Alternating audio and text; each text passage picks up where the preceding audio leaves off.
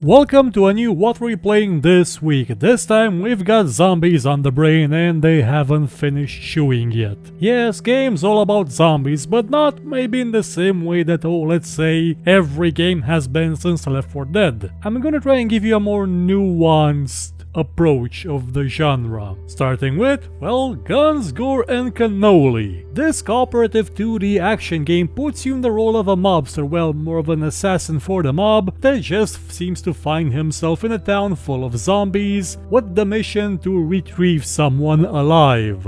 It just so happens he has to kill a lot of zombies on the way, and a few mobsters as well. It's Left 4 Dead in 2D meets The Godfather basically. The game has a lot of interesting weapons and not just those you'd see in something like, a Godfather movie. You've got more sciencey stuff like a Tesla cannon that can just disintegrate every zombie around you, and people as well. There's also people and oversized rats. Mutants, if you will. Zombie mutants. I really appreciate the enemy variety in this game because it has more zombie types than all the Left 4 Dead games put together. The only downside to it is that, although there's 4-player co-op, it's only local co-op. The game doesn't have online functionality for this sort of thing, which is a shame because if it had, I'd probably still be playing it once in a while with friends. Still, you can find Guns, Gore and Cannoli on Steam for about 10 euros. It's 5 euros right now, but that offer's gonna expire in a few moments, sadly. Guess we should get this show out faster. But still, it's worth it at 10 bucks. Up next, we've got a strategy game that's all about zombies. Actually, it's about the people and how they react to the zombies. It's Dead State Reanimated.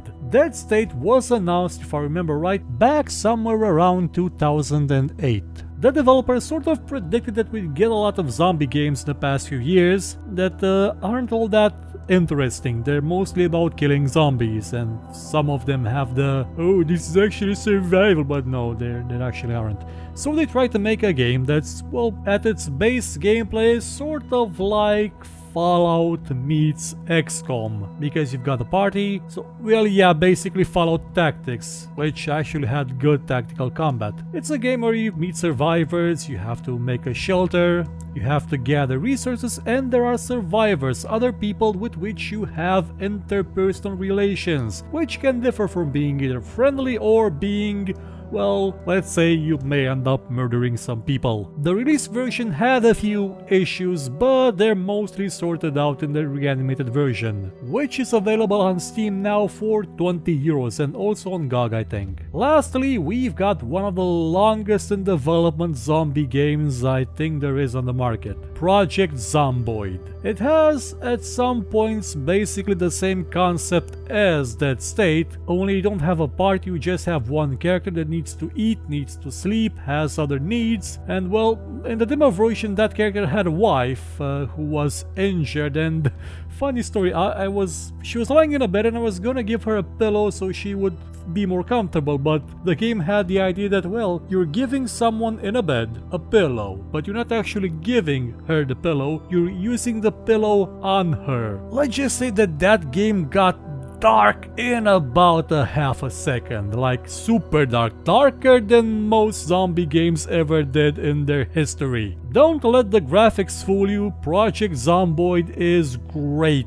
And you can buy it now from, just about anywhere for about 14 euros. I would have also loved to recommend to you another game, a sensational probably the best zombie game ever made. Sadly, there is absolutely no place you can buy Stubbs the Zombie in Rebel Without a Pulse currently. It was on Steam some time ago, it got pulled, and currently it's not available anywhere unless you find it in a box somewhere. In this game, you play as Stubbs, which is, causing the zombie apocalypse while he tries to find a toilet. It's an amazing game and I have no idea who owns the rights to it.